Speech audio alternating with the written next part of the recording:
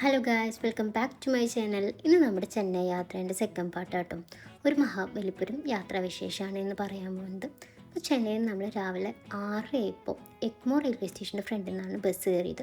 ചെന്നൈയിൽ മൂവിറ്റ് എന്ന് പറഞ്ഞൊരു ആപ്പ് ഉണ്ട്, ബസ്സുകൾ ലൈവ് ട്രാക്ക് ചെയ്യാൻ പറ്റും. അപ്പോൾ അത് വെച്ചിട്ടാട്ടോ നമ്മൾ ബസ്സുകളൊക്കെ ട്രാക്ക് ചെയ്തിരുന്നത്. അവിടെ നിന്ന് നമ്മൾ കോയമ്പേട് ബസ് സ്റ്റാൻഡ് വന്ന് അവിടെ നിന്ന് പോണ്ടിച്ചേരി ബസ് കയറാട്ടോ ചെയ്തത്.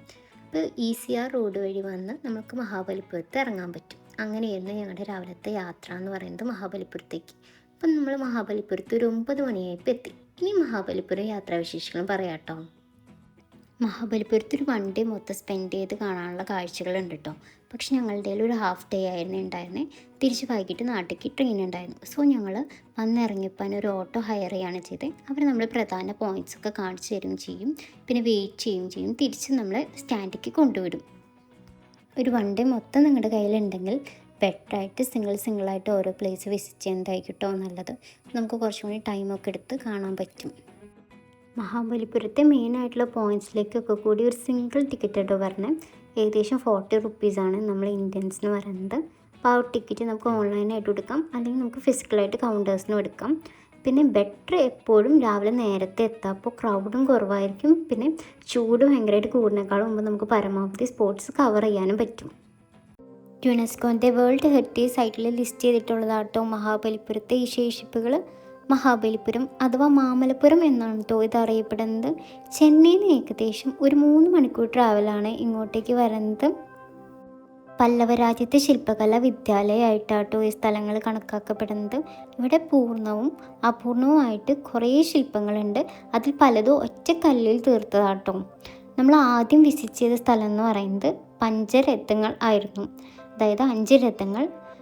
അത് പൂർണ്ണമായിട്ടില്ല. അത് പൂർണ്ണമായിരുന്നെങ്കിൽ അതൊരു ക്ഷേത്രമായി നമുക്ക് കണക്കാക്കായിരുന്നു. പക്ഷേ ഇതിപ്പോൾ ക്ഷേത്രമായി കണക്കാക്കാൻ പറ്റില്ല, കാരണം അതിൽ പലതും അപൂർണ്ണമായിട്ടാണ് കിടക്കുന്നത്. രണ്ടാമതായിട്ട് നമ്മൾ പോയത് വരാഹ ഗുഹക്ഷേത്രവും ലൈറ്റ് ഹൗസും കാണാനായിട്ടായിരുന്നു കേട്ടോ പോയിരുന്നത്. അവിടെ നിന്ന് നമുക്കൊരു നല്ലൊരു വ്യൂ കോസ്റ്റൽ ഏരിയേൻ്റെ കാണാൻ സാധിച്ചു. മൂന്നാമതായിട്ട് നമ്മൾ പോയത് കൃഷ്ണമണ്ഡപം, അർജുനാസ് പെനൻസ്, പിന്നെ ഇപ്പോൾ വീഡിയോയിൽ നേരത്തെ കണ്ടിരുന്നല്ലോ കൃഷ്ണാസ് ബട്ടർഫോൾ, അത് കാണാനായിരുന്നു.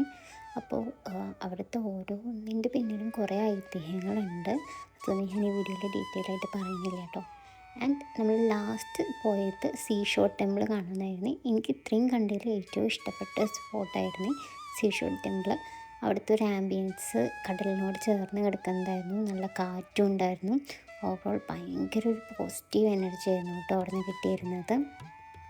ഞങ്ങൾക്കൊരു ഹാഫ് ഡേ ആണ് കയ്യിലുണ്ടായിരുന്നത്, കാരണം ഞങ്ങൾക്ക് ഇന്ത്യൻ സീഷൽ മ്യൂസിയം കാണാൻ പറ്റിയിരുന്നില്ല. അത് മഹാബലിപുരത്തെ മറ്റൊരു പ്രധാന അട്രാക്ഷൻ ആട്ടോ. അപ്പം നമ്മളൊരു ഫുൾ ഡേ എടുത്ത് വരാമെന്ന് കരുതിയാൽ ഈവനിങ് ആകുമ്പോഴത്തേക്കും ഇതെല്ലാ പ്ലേസും വിസിറ്റ് ചെയ്തിട്ട് നമുക്ക് ബീച്ചിലേക്കും കൂടി ഇറങ്ങാൻ പറ്റും. അപ്പോൾ ഒരു ഈവനിങ് സൺസെറ്റ് വൈബ് ബീച്ചിൽ നമുക്ക് കിട്ടും. ഷോർട്ട് ടെമ്പിളിൻ്റെ അടുത്ത് തന്നെ ബസ് സ്റ്റേഷൻ ഉണ്ടായിരുന്നു. നമ്മളവിടുന്ന് ചെന്നൈക്കുള്ള ബസ് കയറി വേഗം റെയിൽവേ സ്റ്റേഷനിലെത്തി ഫുഡും കഴിച്ചു. നമ്മൾ Thiruvananthapuram central super fast express ആണ് കേട്ടോ കയറിയത്. അവിടെ നിന്ന് 3:30 ആയിരുന്നു ട്രെയിൻ എടുത്തിരുന്നത്. നമ്മളൊരു 2 മണി ആയപ്പോഴത്തേക്കും തൃശ്ശൂരെത്തി.